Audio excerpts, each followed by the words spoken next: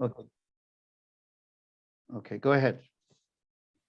Okay, this is, thank you everyone for letting us one more time remind you about tomorrow translation conference that we have. Is a virtual conference.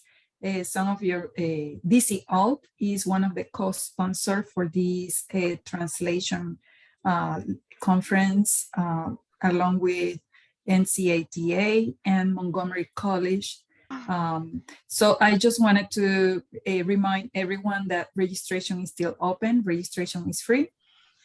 If you go, I will put on the chat the link for the website, and then you can register, or you can visit the website and you will see the sessions and the keynote speaker. This is the flyer and the keynote speaker and the 3 sessions we have prepared for tomorrow. It's virtual, the registration is free. Nancy, your own Nancy from DC Alt, is one of the presenters for tomorrow. So I hope you will support your colleague. That's it. And thank you, Indran, and enjoy the evening. And we are really happy that Montgomery College can host this event and give you the opportunity to DC Alt for you all to read the poems in the language that of your preference. So enjoy the evening. Thank you very much. We have, thank you so much, Yvonne. Yeah, this is a must attend conference tomorrow. I hope you will be able to catch some of it. It's coming at a very crucial time, difficult time in the world, with a lot of refugees, a lot of migrants, forced migrants, and I know this theme will come up in tomorrow's conversations. I would like to invite you formally, also specifically to this event, which is an annual exercise where we offer translators a chance to read from their work, reading both the original languages if they wish and the translated language. We have a dozen translators and writers tonight. I'd like to call, I'm just going to be calling on if Farah Arjun can kick us off. I know you will do an excellent job. I hope you're able to begin the evening for us. Farah? Sure. Hello, everybody. Thank you. I was hoping that I would be somewhere in the middle to get lost in the middle of all the beautiful poems, but I guess you just called me as the first one. We have an expression in Farsi that says to warm the party. So I hope I am warming up the party at the beginning. I have actually something very interesting. I've always translated the work of younger but not known poets. Today, I decided to go with much younger poets, and I have very good news for you. I don't know if I can share my screen. I would love to be able to share my screen if that's something that I can do. I don't know. Let's see if I can do that. Yes. Yes, you can. I can. Excellent. Okay. So I would like to share this right now. I don't know if you can see the handwriting of a like not mature handwriting, and that is correct. It's from a girl. I think she's 8 years old, if not 9 yet. So what I want to share with you is that, especially since August, but even before that, I was working with the Afghans, and they could tell in advance that Taliban were coming. So I started kind of working with them since last January, helping them evacuate, because Taliban had already started in February, I think, in Herat and Mazar and big cities. So in August, when they captured Kabul, it was already almost everybody was thinking of leaving Afghanistan. So these people that I'm working with, not only just recently over the past year, but I've been working with them maybe for the last, I want to say 15 years. This is, and they are judges. This is the daughter of a judge who has written this poem in the first stage of their evacuation. So they have their evacuation always happens in 2 steps. They go to a third country, as they call it, and then they go to the final destination. So I will read to you this poem that this girl wrote in the third country, and then I will read the next poem, which is when she went to the final destination. And you will see why I am so excited about this poem. And I just want to say, I think new poets are being born, new Khalil Gibran type of poets are being born. Okay, so she says, I want to read from the original first, and then I will read my translation. She says, مادر را دوست دارم. او همیشه برای ما زحمت میکشد.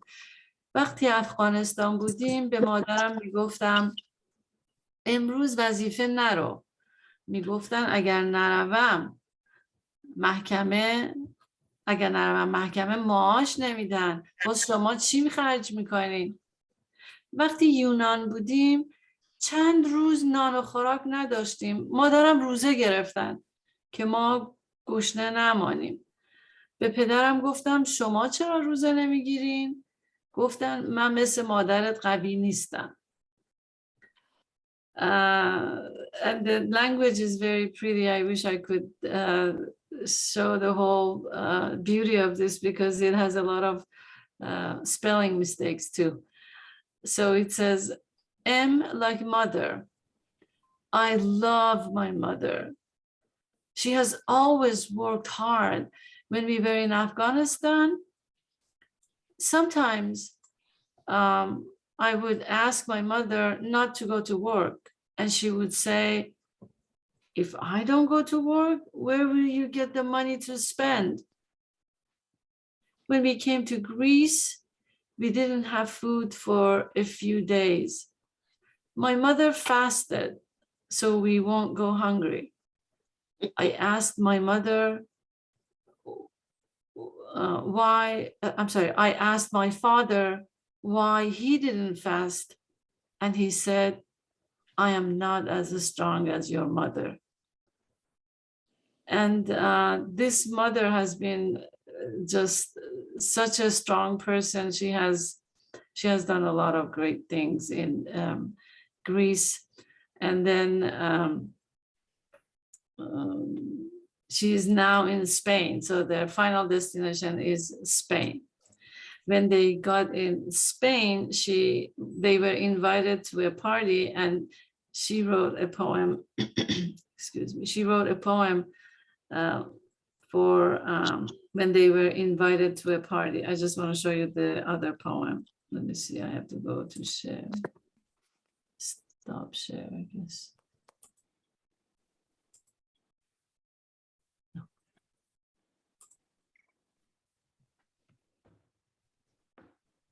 It's hard to see, so small.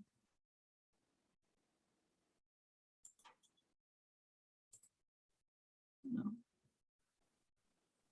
Okay, let's see what I'm showing. I don't know what I'm showing. Is it showing any of my screen? Yes, you can see the English and the original. Oh, okay. Okay, that's it. So she says, Party in Spain is the name of the poem. Today, my mother said, tomorrow in Spain, we're invited by a judge. Oh my God, such a luck. Afghan soil, when we left, never thought one would care. Have me for a party again, as I have no family there. Back in Greece, long we were. No one ever called us over. But look, now so quick and fast, someone treating us for repast. Happy, happy, 1, 2, 3. Happy, happy, what a treat. And that was my presentation this year. Thank you so much. Thank you so much. Thank you. He was not as strong as my mother. That will stay with me for a long time. Thank you.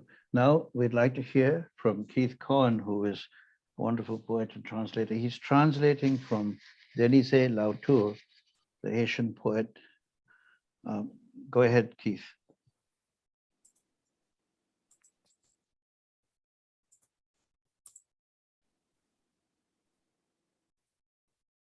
Thank you, and good evening to everyone. I'm happy to translate a couple of poems by Denise Lautour, who is from Haiti. He emigrated to the United States in 1968, and he worked as a welder and a mechanic originally before going to City College in New York City, where he earned a bachelor and a master's degree in sociology, bilingual education, and Spanish literature. Just 1 second, Keith. Can you stop screen sharing? That's what I'm trying. Oh, okay. That's what I was trying to do. I'm sorry. No problem. No problem. Thank Okay, you. sorry about that. It's okay. Go ahead, Keith. Okay, now we're gonna stop. Okay. Okay, so Denise now teaches at St. Thomas Aquinas College in New York, outside of New York City. So I'm going to read 2 poems by Denise. The first one is called The Rain of Ashes. And I'm going to first read the original in French.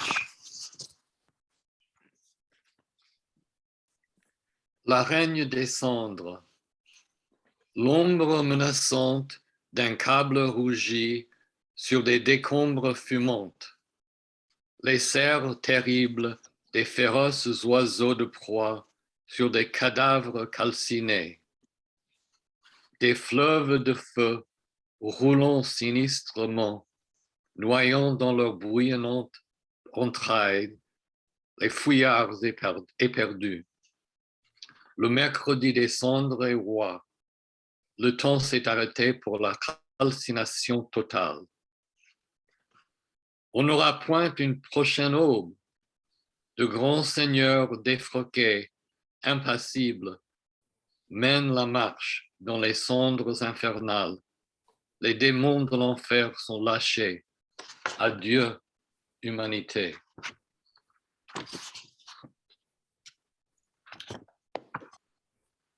The Rain of Ashes. The threatening shadow of a reddened cable on smoking rubble. The terrible claws of ferocious birds of prey in the calcinated corpses. Rivers of fire rolling ominously, drowning in their boiling entrails. The lost runaways. Ash Wednesday is king. Time stopped for the total reduction to ashes. We will not have a next morning. Grand, defrocked, impassable lords lead the march into the infernal ashes. The demons of hell are let loose. Farewell, humanity. So as you can see, Denise is concerned about the destruction on nature visited by industry and by climate change. And it's one of the recurrent themes in his poetry.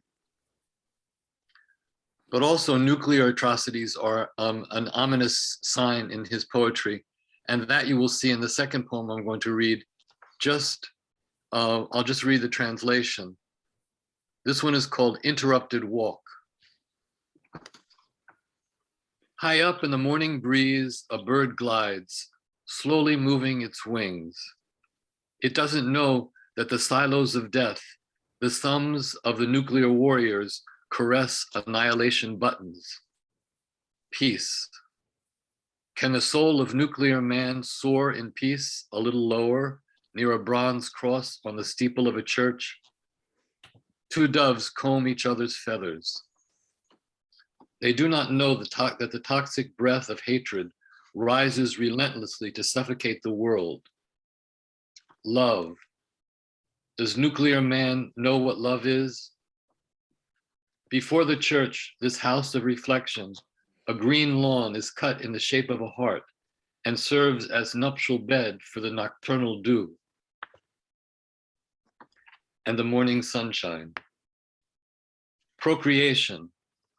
The invisible fingers of the genocide poison is already ravaging our mother's wombs. I cross the road. A bush seems to want to give to each passerby a flower. It's the bush of my tears. I remember the plutonium furnace, ready to consume it in the space of a second. Peace. Who can walk in peace when the silos of death increase and the goat's hardened hooves lose patience? Thank you.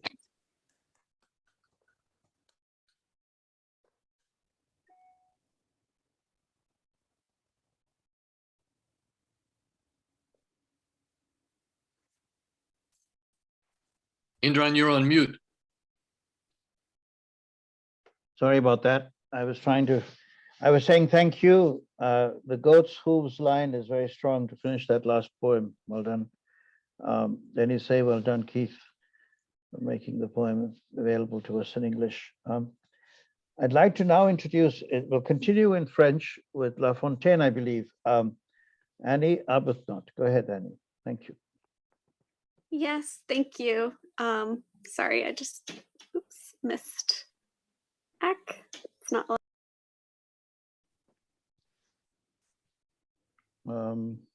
Annie, have we lost you? All right, we'll come back to Annie, but let's move on. Barbara, are you ready? Barbara Goldberg, poet, translator, friend. I'm not reading. Oh, you're not reading tonight? Okay. I apologize. Right. I thought I had you. Nancy, will you come in? Nancy Arbuthnot, while Annie is getting reconnected. Okay, yeah, thanks. Hi, everybody. I'm going to sort of switch gears here a little bit and or recite, if I can, the first poem in English by an illiterate shepherd, as far as we know, named Cadman. And he is writing a song of praise to the creator of the universe. Nu schulen herien heel van riches werd, Methodus meakta, on his moedgevank. Werk Waldervader, swa he wondere je was, et drita, or anstalda.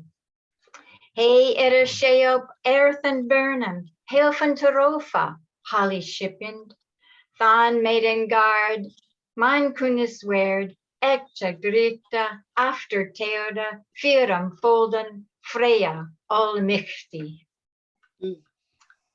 And just a rough translation.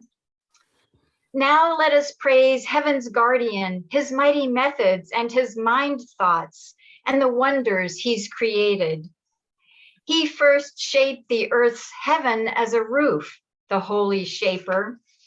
Then, true Lord, afterwards he fashioned the earth, our Father Almighty. Thank you. Thank you so much. Thank you so much, Nancy. And I don't know if your daughter has come back in, but I will come back. Thank you, Nancy. We'll come back to her. And let's hear now from Wendy Mcburney. Wendy, are you?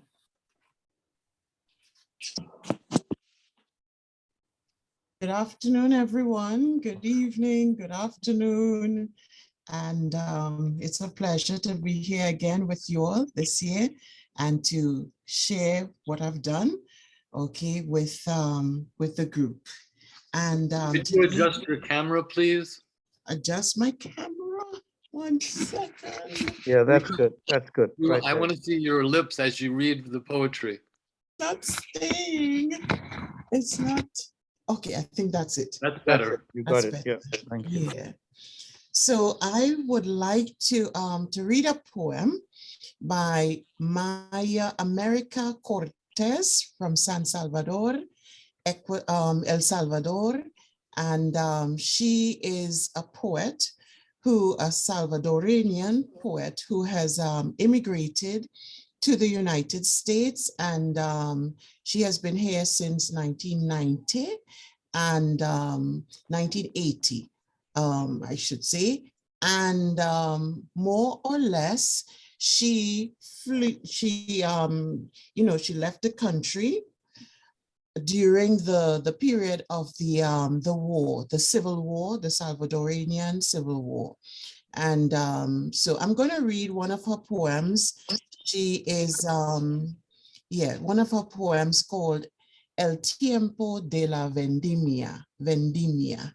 So that's in English, in the time of the grape harvest. Okay, so I will read the English. Okay, I don't want it to be too long, so I will just read the English. In the time of the grape harvest. Now is the time of the grape harvest. The early morning mist has dissolved over the countryside, and the shrubs and trees begin to appear in outline in the distance.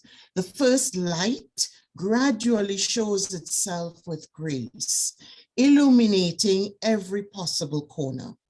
We remain enraptured in the song of the meadowlark, pricked by needles, eyes within, entranced on the limit of silence. Ah, the rainbows that shape this eclipse encircles me in its illumination from the depths of my being and throughout with its lustrous light. I will be returning from voluntary exiles because every time I thought, having arrived at the door of my day, your room became much grander. And now new doors and windows faded into oblivion. On opening them, your breath majestic. And here I stood over and over again with the illusion of a new adventure and the certainty that all the fears one by one would vanish because your gaze was hopeful.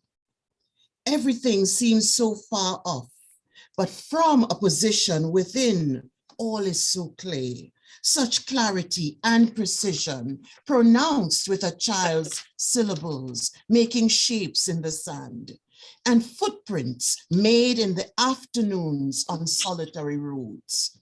Abundance of sounds with crescendos and swaying palm trees. And you are there, observing me, always from the silence of your verse and from your unmistakable song, serene as if never have we been apart. And it is that we have always been united in the vibration of the light.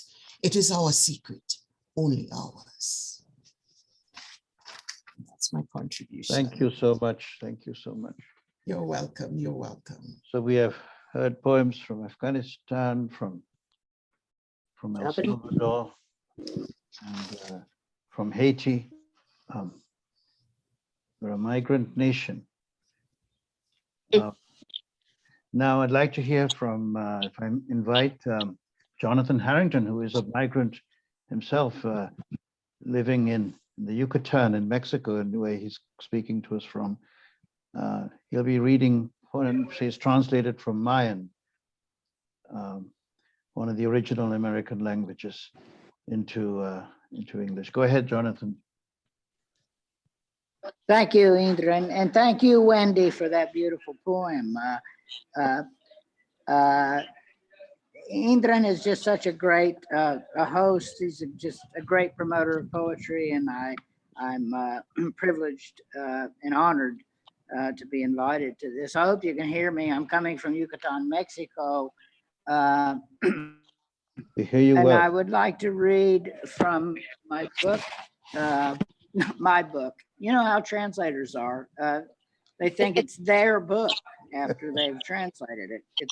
But actually the book is by Feliciano Sanchez Chan, who writes in the Mayan language. Many people think that the Mayan language is dead. It is by no means dead. There are over 6 million people speak the Mayan language in southern Mexico, in parts of Belize and Guatemala and El Salvador. But this poem is by Feliciana Sanchez Chan, and I'm going to read it first in Mayan. And I hope there are no Mayan speakers out there to criticize my pronunciation, but here we go. Chanlul. Mataun kashtik chan pepen. Basha butu tanashkipin panil chanlul. Satul uyul yutil ulumbal. Bashun ubonlil alob. Watun ashush akabil ajobnel. Watun amul ashishil amatsab. Watun asisil aboyo. Wapatak tuchtal uchan ant akinchil. In English, little flower. The butterfly can't decide what to do, faced with your beauty, little flower. Stunned by your gorgeous radiance and the color of your petals, it can't decide whether to drink the honey of your womb or perhaps collect the pollen from your eyelashes. It doesn't know whether to just be delighted in your fresh shade or remain contemplating your beauty.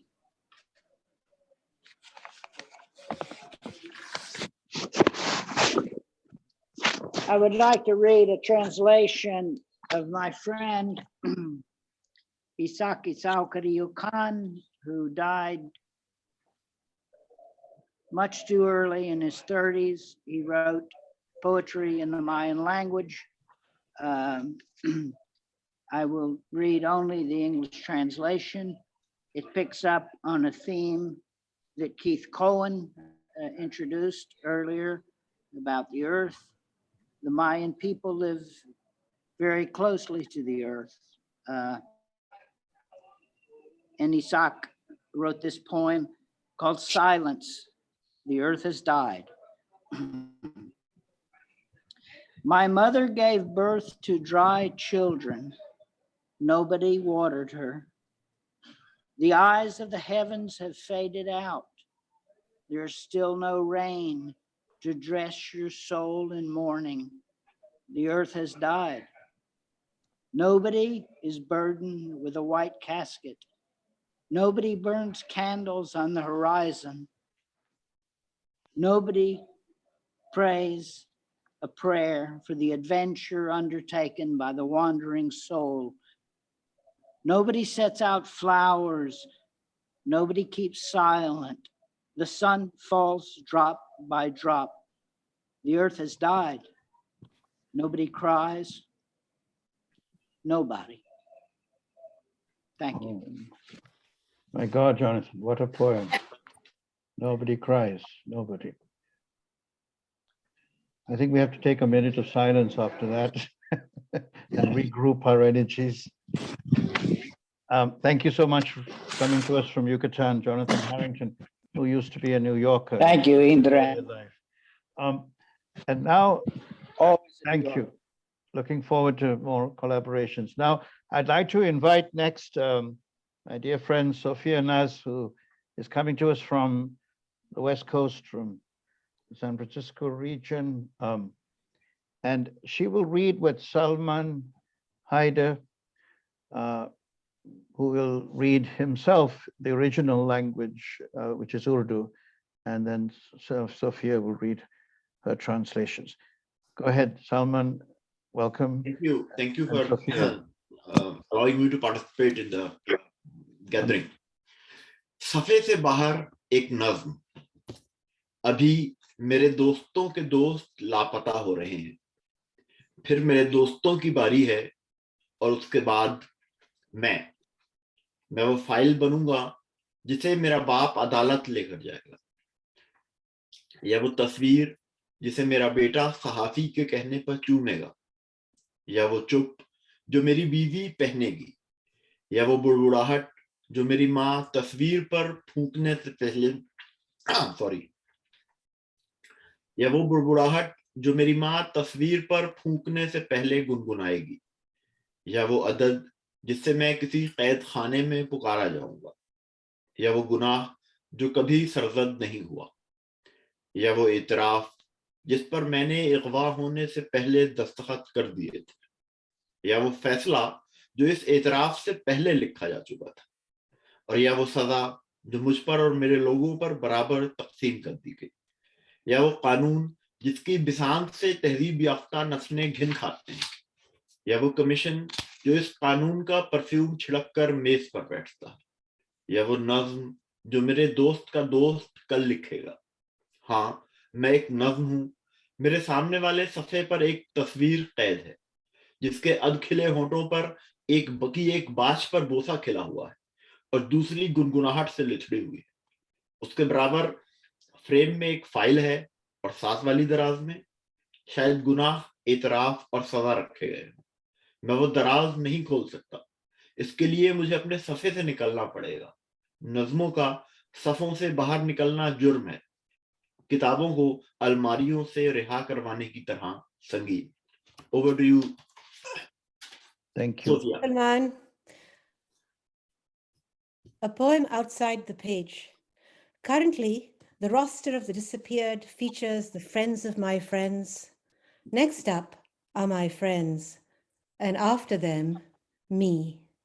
I'm going to become the file that my father will take to court, or the photograph which my son will kiss at a reporter's prompting, or the silence which my wife will wrap around herself, or the burbling drone of my mother before she blows blessings on the photograph, or the number by which I shall be summoned in some jail, or crime which was never committed, or the confession which I signed before being abducted, or the judgment rendered before that confession, or the punishment meted out in equal measure to me and my people,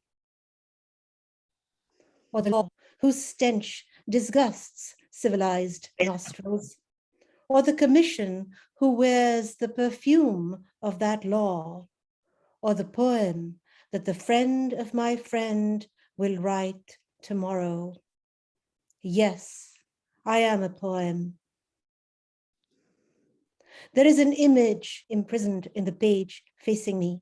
In his half-open mouth, one lip blossoms into a kiss, and the other is stained with a mumbling hum. The frame next to it contains a file, and in the adjoining drawer, crime, confession, and punishment neatly stacked, perhaps. I can't open that drawer. To do that, I would have to step outside my page. It's a crime for poems to escape their pages, as grave as being books from the confines of cabinets. There's one more poem, which over to you, Salman. Sure. Hello?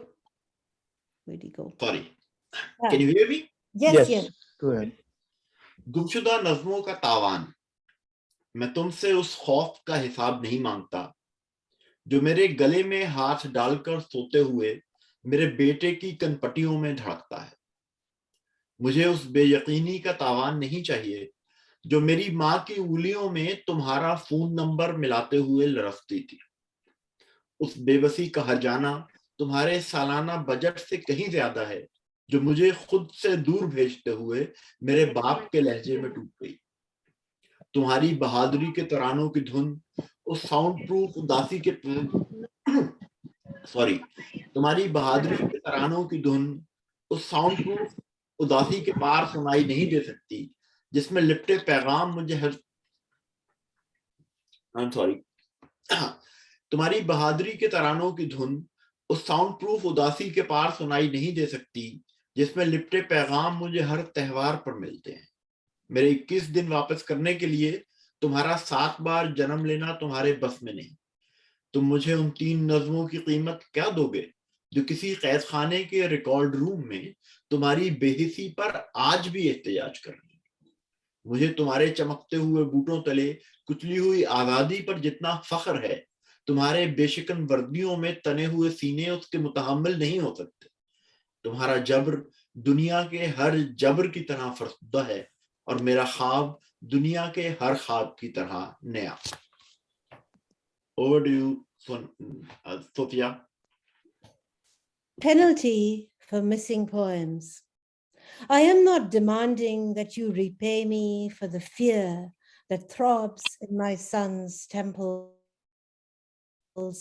as he sleeps with arms tightly clasped around my neck. I don't want recompense for the disbelief trembling in my mother's fingers while dialing my number. The levee of helplessness breaking in my father's voice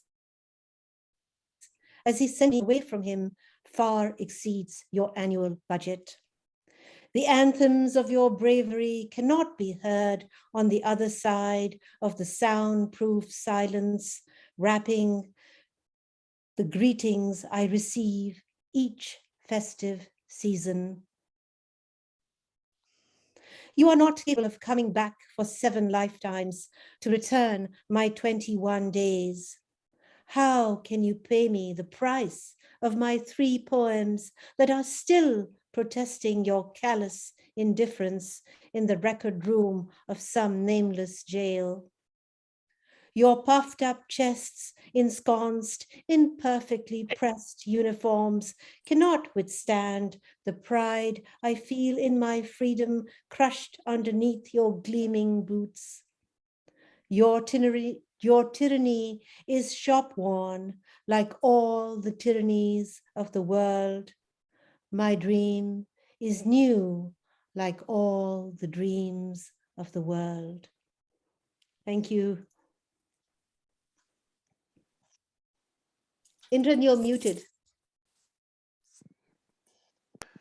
I'm going to stop muting myself. Thank you so much, Sophia. Thank you. Thank you, Salman from Montreal and Sophia from San Francisco or near San Francisco.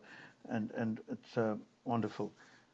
Now, I'm going to introduce next Annie Arbuthnot, who was with us briefly earlier. She will read from La Fontaine, I believe. Go ahead, Annie. Thank you. Thank you. Sorry for the technical difficulties earlier. I'll be reading a poem by Jean de La Fontaine. He was a French fabulist and one of the most widely read French poets of the 17th century. His poems are largely learned by school children in France and also, well, throughout the Francophone world, I guess, and are used often in teaching French as well. So this one is called Le Corbeau et le Renard by Jean de La Fontaine. We can't see you, Annie. Oh, you can't see me? No. I'm sorry. I guess I need to read the poem. So Oh, there you are. Yeah. Yeah, unfortunately, I just have one screen, so I think I'll have to go off video to read it. That's fine, Annie, don't worry. Go ahead and read, and you can go off video if need be. Yeah. Okay. Maître Corbeau, sur un arbre perché, tenait en son bec un fromage. Maître Renard, par l'odeur alléchée, lui tint à peu près ce langage. « Eh, bonjour, monsieur du Corbeau, que vous êtes joli, que vous me semblez beau. Sans mentir, si votre ramage se rapporte à votre plumage, vous êtes le phénix des hôtes de ces bois. » À ces mots, le corbeau ne se sent pas de joie. Et pour montrer sa belle voix, il ouvre un large bec, laisse tomber sa proie. Le renard s'en saisit et dit « Mon bon monsieur, apprenez que tout flatteur vit aux dépens de celui qui l'écoute. Cette leçon vaut bien un fromage sans doute. Le corbeau, honteux et confus, jura, mais un peu tard, qu'on ne l'y prendrait plus. So that was the French version, and I found a quite literal English translation as well by someone named Camille Chevalier-Carfi. It's The Crow and the Fox by Jean de La Fontaine. And actually, a corbeau is technically a raven, but the fable is known in English as The Fox and the Crow. So here's the translation. Master Crow, perched on a tree, was holding a cheese in his beak. Master Fox, attracted by the smell, said something like this. Well, hello, Mr. Crow. How pretty you are. How beautiful you seem to me. I'm not lying. If your voice is like your plumage, you are the phoenix of all the inhabitants of the woods. At these words, the crow is overjoyed. And in order to show off his beautiful voice, he opens his beak wide, lets his prey fall. The fox grabs it and says, my good man, learn that every flatterer lives at the expense of the one who listens to him. This lesson, without a doubt, is well worth a cheese. The crow, ashamed and embarrassed, swore, but a little late, that he would not be taken again. So, Wonderful. Wonderful to hear La Fontaine and your magnificent French and your translation. Well done. Thank you. Now, would you like to read any other? Oh, that's it, Annie. Okay, wonderful. We'll now move on to Danuta Koskoshitzka. Danuta, go ahead, please. Indran, I'm sorry I am interrupting, and also Danuta. How are you going to take the raised hands? I see Nancy raised her hand. I'll come to that, but let's go on, and I didn't see the raised hands, but Okay. Not to worry. If the hand is still raised, I will attend to it anon. But let's hear from Danuta now. Thank you. Okay, my name is Danuta Koskoshitzka. I wear many hats. I'm a poet, translator, and I'm also, among others, poetry translations editor at La Craven Review. And I'm very, very happy to see Jonathan Harrington, because some years ago, I think it was 9 years, I have published in La Craven Review his translations, among others, Feliciano Sanchez-Chan's poems. So that's one thing. Now, I will read just one translation and the original, because the note I got in the beginning said 2 minutes per person, which seemed impossible. Please feel free to use 5 minutes if you wish, if you want to read a It's okay. It's okay. Yeah. 2 minutes. No, I mean, it's a bit more than 2 minutes. So we are on day 44 since Russia invaded Ukraine, and 2.5 million Ukrainian refugees crossed the border to Poland. Polish people are trying to do whatever possible. It's hard not to think back to September 1st, 1939, the beginning of Second World War, when Germany invaded Poland. So my mom was then 11 years old. My mom is a poet. Her name is Lydia Kosk, and I have translated 4 collections of her works. So this is the one I will read from, but there are the others as well. And her generation was hoping that never ever again the children will have to experience the war or hear about the war. And this poem in my English translation titled Our Children is talking to their hopes, but also to the reality. So first in Polish, right? Nasze dzieci, gdy zaczęły słyszały trzask broni i stukot kul w dźwiękowych przekazach o okupacji, o wojnie. Gdy zaczęły widziały ginących wciąż ludzi w wizualnych przekazach o okupacji, o wojnie.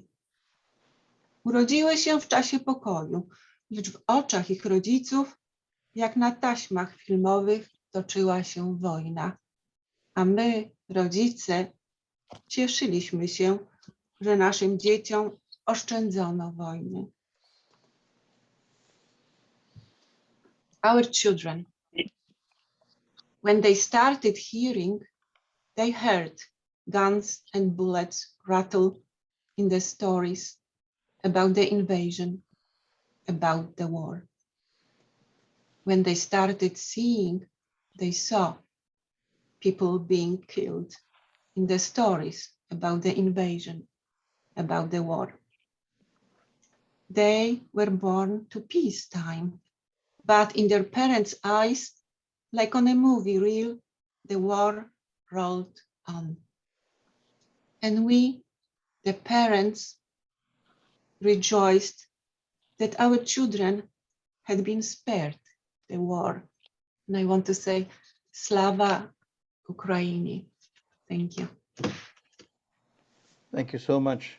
Like on a movie reel, the war rolled on.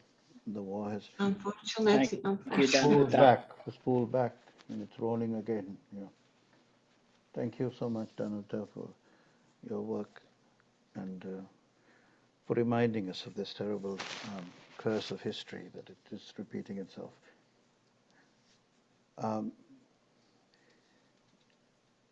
Now we'll turn to Mark Fishbein, who is reading to us from Chicago, 2 translations. Go ahead, Mark. Yeah, hi. Hello, everyone. Yeah, I was going to read from a book of translations I have in Paul Eloy, and I don't think mon accent c'est aussi supérieur qu'Annie, donc I'd rather read something else. I'm going to read a poem from a Russian poet, kind of to remind me and all that the Russian people still have a great soul despite this horrible atrocities that their government puts on the Ukrainians. This is by Andrei Voznesevsky. It's called Nostalgia for the Present. I don't know about the rest of you, but I have the cruelest nostalgia, not for the past, but nostalgia for the present. A novice desires to approach the Lord, but is permitted to do so only by her superior. I beg to be joined without intermediary to the present. It's as if I had done something wrong, not I even, but others. I fall down in a field and feel nostalgia for the living earth. No one can ever tear you away, and yet when I embrace you again, I feel overcome by terrible pain, as if you were being stolen from me. When I hear the nasty tirades of a friend who has taken a false step, I don't look for what he seems to be, I grieve for what he really is. A window opening on a garden will not redeem loneliness. I long not for art, I choke on my craving for reality. And when the mafia laughs in my face, idiotically I say, idiots are all in the past. The present calls for fuller understanding. Black water spurts from the faucet, brackish water, stale water, rusty water flows from the faucet. I'll wait for the real water to come. Whatever is past, so much the better. But I bite at its mystery, nostalgia for the impending present, and I'll never catch hold of it. Thank you, Mark. That was Andrei Voznesensky's poem. Yeah. Amazing poem. Wonderful. And thank you for all that you do for spreading the word. Mark is engaged in many different activities. You look him up. I'm going to take this opportunity to read two translations of mine, and then we will finish with one more translator. There is one who joined, Alexandra Franks. Are you willing to join us in reading a couple of poems? I just wanted to check before. No, I wasn't. Okay. I'm in a writer's block. I haven't written in a long time. No problem. Just want to be sure before. And thank you. Thanks. Thank you. Bueno, I'm going to read two poems from a new manuscript, which it's called Poet Nanpola, which means the poet of the port. Poems I wrote in Creole, and I've self-translated into English. The book will be coming out later this year from Mad Hat Press. The first poem is called A Revolutionary Thought Overheard. I'll read the Creole first. Révolution pensée. L'idée n'est pas compliquée, mon cher Blanc. Haïti, c'est son l'univers, et puis langue créole, langue officielle pour toute autorité Nations Unies, tribunal criminel international, sous n'importe type crime. Et puis autorité NASA tombe tout, parce que ou connaît pour laguer dans l'avenir, nous prenons besoin de code qui pas tout le monde connaît. C'est pour ça que moi mettre créole là à disposition ou langue code, langue pour exploration espace, pour l'autre laguer Haïti chéri, go pays habitant tête moine. A revolutionary thought overheard. My idea is not complicated, dear foreigner. Haiti is the center of the universe, and Creole the official language for all authorities, United Nations, International Criminal Court, for all kinds of crimes, and NASA as well, because as you surmise, to fight future wars we will need codes that not everybody knows, which is why I am leaving Creole with you, your call, as code language to explore space for new commands in war, dearest Haiti, great country, center of my head. And this tiny little poem, Géré.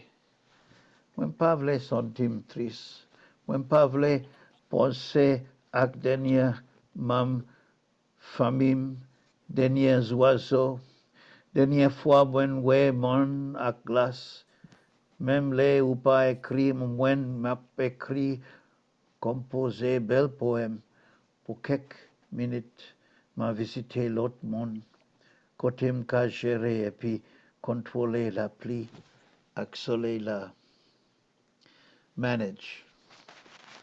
I do not want to feel sad, thinking of the last family member, last bird, last time I can see a mountain covered with ice.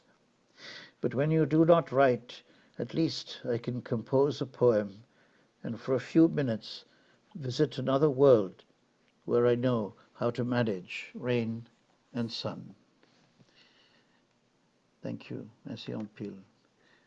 Two poems from the Haitian language, Creole, Haitian Creole. And now I'd like to invite our next reader. I think, if I am correct, this will be, we will finish the formal reading with her work. Sandra Maley, welcome. Yes, hi, I'm Sandra. So I'm bringing up the rear, which is fine. I'll just read one. I wanted to read Jorge Luis Borghes. I think I don't hear him enough when I go places, so I like to read his book. And it's real his poems, and he's really the only poet one of the only ones I've translated. Can you hear me? Yes, yeah. Very well, thank you. Okay, and this is, I won't read the Spanish, but it's from one of his last books. It's called La Moneda de Hierro, the Iron Coin. And I chose it because it has a lot of his themes, and I've been rereading his prose lately. Let me get this, I have the Spanish in front of me. Let me get the translation. Here's a translation. Here is a coin made of iron. If we were the first to ask its two opposite faces this puzzling question, what would they answer? Why does a man need the love of a woman? Look closer. On the one side of the coin, the fourfold sky holds the reins and weaves itself into the unchanging planetary stars. Adam, child, father, and flowering paradise, evening and morning, God in all creatures. Your reflection is in that simple labyrinth. If we toss the coin once more, we discover that it is also a magic mirror. Its other face is no one and nothing, shadow and blindness, and you. Cast from the same iron, the two faces are one. Your hands and tongue are untruthful witnesses. God is the unreachable center of a ring. He neither praises nor condemns, but more, he forgets. Thus falsely accused, why should they not love you? In the shadows of another, we need our own form. In his reflection, our mutual face. Thank you all. Thank you Good so to see you much. tonight, and come see tomorrow. You know, I had a chance to, Sandra. Sandra, I was in Geneva recently giving a talk, and I visited his grave, and, you know, Borghes is buried there. It was very interesting to see all the Old Norse and Old English written on the gravestone. Thank you, everyone. Please unmute yourselves and congratulate each other for this wonderful evening. Really, really beautiful. Thank you. Thank you, Indran. Thank you. And if anybody would like to ask any comment or question, otherwise we will close the formal part of the evening. The recording will be available on YouTube soon. Thank you. Thank you, Indran. I would ask for a round of applause for Indran Amirthanayagam and his For everybody. just compassion for poetry. Thank you. Everyone. Thank you. I'm making this every year, so fun and memorable. Yeah. Nancy, did you want to say something? You had your hand up? No, Nancy? no, Nancy no. Naomi Carlson, the other Oh. Nancy. No, that was just applauding when I put up the applause. I said a lot of applauding. Don't want to say anything. Sorry, I forgot to check about the hand raising. I didn't. All right then. Everyone, thank you. I've closed the evening formally. Thank you. Thank you. Thank you. Good Thank night. you, everyone. Hope to see you tomorrow. You're going to see you tomorrow. See you tomorrow. Yeah, see you. Bye. Bye-bye. Bye.